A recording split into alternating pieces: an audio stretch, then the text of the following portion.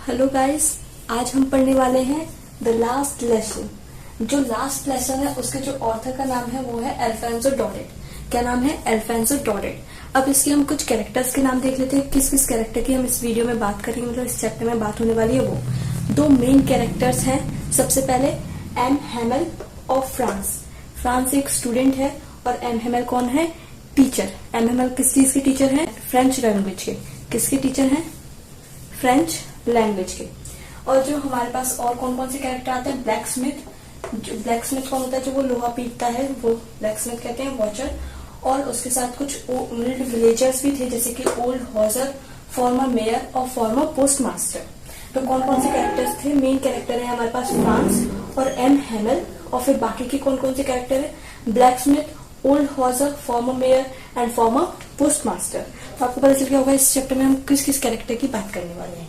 उसके बाद हम बात करते हैं, जो स्टोरी स्टार्ट होती है उसमें बताते हैं जो फ्रेंच था वो बहुत ज्यादा डरा हुआ था, क्योंकि एम हेमल जो उनके टीचर थे उन्होंने उन्हें होमवर्क दिया था स्टूडेंट्स को कि वो पार्टिसिपल्स, एक टॉपिक है फ्रेंच लैंग्वेज का, उसके रूल्स पढ़कर आए। लेकिन फ्रांस ने तो वो काम किया ही नहीं था। तो बहुत ज्यादा डरा हुआ था कि उसके जो टीचर हैं एम हेमल वो बहुत ज्यादा रूड थे, बहुत ज्यादा स्ट्रिक्ट थे, तो वो उसको पक्का डांटने वाले हैं। वो सोच रहा था क्यों ना आज मैं स्कूल स्किप ही कर दूं, आज स्कूल नहीं जाऊंगा तो कैसा रहेगा। इसीलिए वो स्कूल नहीं जाने वाला था, वो स्कूल स्किप कर रहा था। कौन? फ्रांस। उसने देखा कि बहुत ज्यादा ब्राइट डे था और जो बर्ड्स थी वो भी बहुत ज्यादा अच्छी आवाज कर रही थी। कहाँ पर साउंड कर रही थी बर्ड्स? एज पर, वुड के एज पर। तो आपको पता होना चाहिए कहाँ पर क्या हो रहा था। और जो शोल्डर्स थे वो भी अपनी प्रैक्टिस कर रहे थे। कहाँ पर कर रहे थे? वो सॉमिल के पीछे एक फील्ड में कर रहे थे। कहाँ पर कर रहे थे? सॉमिल के पीछे जो फील्ड थी वहां पर प्रैक्टिस कर रहे थे हमारे प्रूशियन शोल्डर्स।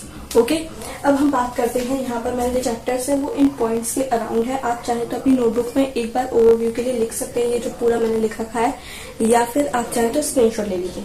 सबसे पहले अबाउट द डे मैं आपको बता चुकी हूँ कि डे कैसा था, बहुत ज्यादा ब्राइट था और जो बर्ड्स थी वो बहुत ज्यादा क्रिम्पिंग साउंड कर रही थी, यानी कि चहचहा रही थी। कहाँ पर? वुड के एज पर। और जो शोल्डर्स थे वो अपनी प्रैक्टिस कर रहे थे। कहाँ पर? सॉमिल के पीछे जो फील्ड थी वहां पर। तो बहुत ज्यादा उसे अट्रैक्टिव लग रहा था कि आज स्कूल स्किप कर देते हैं। फ्रांस के लिए बहुत ज्यादा अट्रैक्टिव था। लेकिन फ्रांस ने फिर डिसाइड किया कि क्यों ना स्कूल जाते हैं, देखते हैं क्या होता है, और थोड़ा बहुत सर डांटिंग सुन लेंगे और उसके बाद हम चलते हैं। वो फ्रांस बहुत ज्यादा लेट हो चुका था ऑलरेडी अपने स्कूल के लिए, तो भागते भागते जा रहा था। तभी उसने देखा क्राउड। क्राउड कहाँ पर था? क्राउड था नोटिस बोर्ड के पास। नोटिस बोर्ड कहाँ पे था? टाउन हॉल के पास में था। नोटिस बोर्ड के पास बहुत ज्यादा क्राउड हो रहा था। तो जो हमारा फ्रांस था उसने पहले थोड़ा रुका और सोचा कि क्या होगा, क्यों क्राउड है। पर फिर उसने सोचा कि वैसे भी 2 साल से जो प्रशिया और जो फ्रांस है उसके बीच में वॉर चल रही है, तो वही कोई भी बैड न्यूज आई होगी, सारी बैड न्यूजेस इसी नोटिस बोर्ड पे आती हैं। तो उसने सोचा बहुत ज्यादा बैड न्यूज आई होगी, या तो हम वॉर हार गए होंगे, या जो कमांडर ऑफिसर है उसने कोई ऑर्डर पास किया होगा, या फिर कोई नोटिस आया होगा। छोड़ो, मैं ऑलरेडी स्कूल के लिए लेट हो गया हूँ, तो अब मैं स्कूल चलता हूँ। फ्रांस दौड़ते दौड़ते स्कूल जा ही रहा था कि जो ब्लैक स्मिथ थे, यहाँ पर हमने बात की वॉचर, वो बोलते हैं ज्यादा जल्दी मत जाओ, तुम्हारे पास बहुत ज्यादा टाइम है। डोंट गो सो फास्ट बब, you have plenty of time. किसने बोला था? ये वॉचर ने। इस पे क्वेश्चन आता है तो आप इसको जरा देखिए कि क्यों बोला था। इसके नेगेटिव पॉइंट्स भी हो सकते हैं और पॉजिटिव पॉइंट्स भी हो सकते हैं।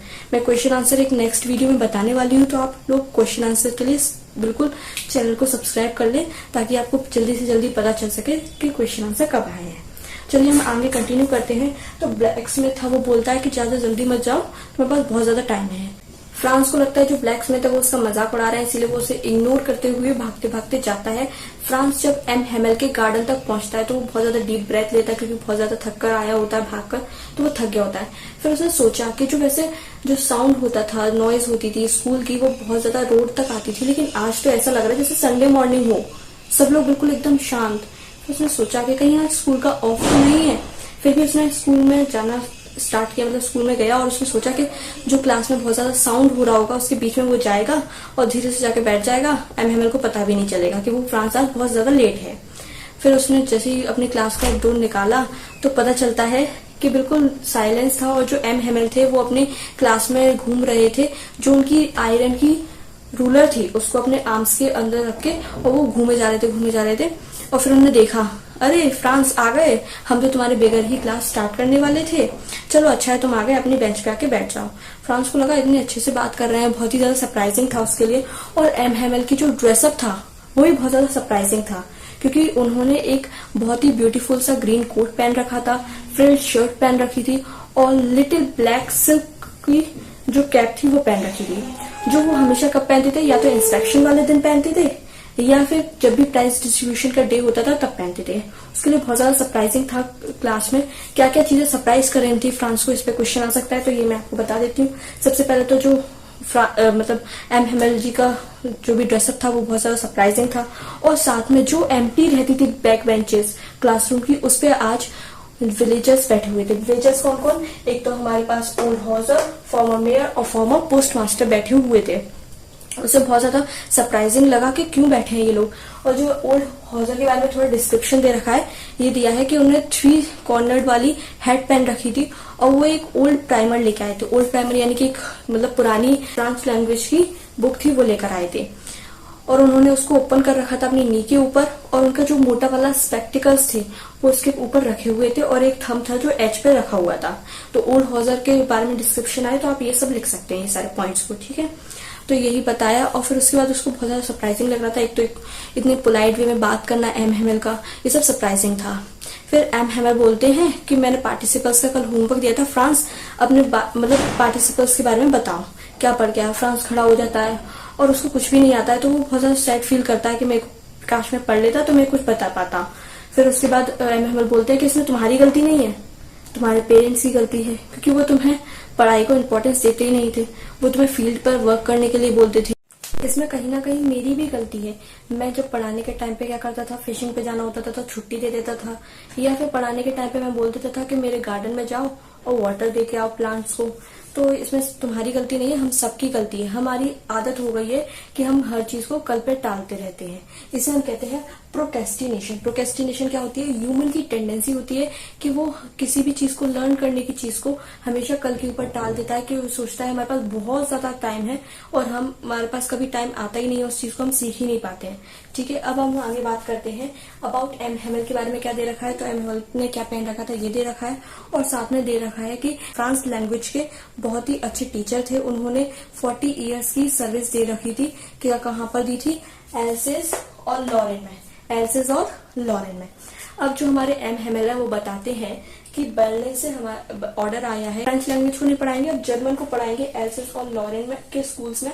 और जो बर्लिन से, ये कहाँ से ऑर्डर आया? बर्लिन से ऑर्डर आया, क्योंकि वो बैटल हार चुके हैं, यानी कि अब एम को जाना है। इसीलिए वो बहुत ज्यादा दुखी थे और वो बहुत छोटी छोटी सबके लिए नोटबुक्स लेकर आए थे, जिसपे लिखा था फ्रांस एल्सेस, फ्रांस एल्सेस, जो कि एक तरीके से लिटिल फ्लैग की तरह लग रही थी जो पूरी क्लास में। जब फ्रांस ने पूरी क्लास को ऑब्जर्व किया तो उसने देखा जो एम थे वो अपनी चेयर पर बैठकर पूरी क्लास को देख रहे थे। ऐसा लग रहा था जैसे कि वो अपनी आंखों में सारी मेमोरीज को कैप्चर कर रहे हैं, बहुत ही अच्छे से देख रहे थे, और उनकी आंखों में थोड़े आंसू भी आ चुके थे। जो हमारे ओल्ड हॉजर थे वो भी रो रहे थे वहां पर बैठकर, और जो सारी नोटबुक्स थी वो एकदम फ्लैक्स की तरह लग रही थी, जो कि क्लास में लगे हों बहुत सारे। फिर उसने ऑब्जर्व किया, कुछ बाहर से आवाज आ रही थी। एक तो उनकी जो एम की सिस्टर है वो भी अपना सामान पैक कर रही थी, क्योंकि उन्हें जाना था अब ऐसे को छोड़कर, इसीलिए वो पैकिंग कर रही थी, तो उसकी भी आवाज आ रही थी। और जो रूफ पर पिजन्स थे वो भी कुक कर रहे थे, उसकी नॉइज आ रही थी। तो जो फ्रांस था वो सोचता है क्या जो जर्मन्स हैं वो पिजन्स को भी बोलेंगे फ्रांस लैंग्वेज को छोड़कर, यानी कि जो वो कुक कर रहे हैं वो जर्मन लैंग्वेज में कुक करने के लिए बोलेंगे, ऐसा वो अपने दिमाग में सोचता है। और जो बेबी होता है वो जब आवाज करता है, मतलब वो कोई भी लैंग्वेज यूज नहीं करता है, तो क्या उनसे भी बोलेंगे कि वो जो साउंड कर रहे हैं प्रोड्यूस, उसको भी वो किस में करें? जर्मन लैंग्वेज में करें। फ्रांस ये सब सोच ही रहा होता है। फिर उसके बाद तभी जो हमारे पास चर्च है उसमें 12 बज जाते हैं, 12 o'clock हो जाते हैं, और उसके बाद जो हमारे एम है वो बहुत कुछ कहना चाहते हैं, अपनी प्लेस से उठ जाते हैं, लेकिन वो कुछ भी नहीं कह पाते, इसीलिए वो अपने बोर्ड की साइड टर्न होते हैं और लिखते हैं बहुत ही बड़ा बड़ा वाइव ला फ्रांस। वाइव ला फ्रांस का मतलब होता है लॉन्ग लिव फ्रांस, यानी कि वो बस लिखते हैं इतना वाइव ला फ्रांस, लॉन्ग लिव फ्रांस। और फिर उसके बाद बोर्ड के साइड ही अपना जेस्चर लगाते हैं, मतलब हेड को जो वॉल से टच करते हैं, और फिर उसके बाद जेस्चर देते हैं कि आप क्लास डिसमिस हो चुकी है, अब आप लोग जा सकते हैं। बस इस स्टोरी में इतना ही है। आगे और भी स्टोरी के लिए चैनल को सब्सक्राइब करें। और एक और पॉइंट है जिसपे क्वेश्चन आता है, की टू प्रेजेंट कैसे है?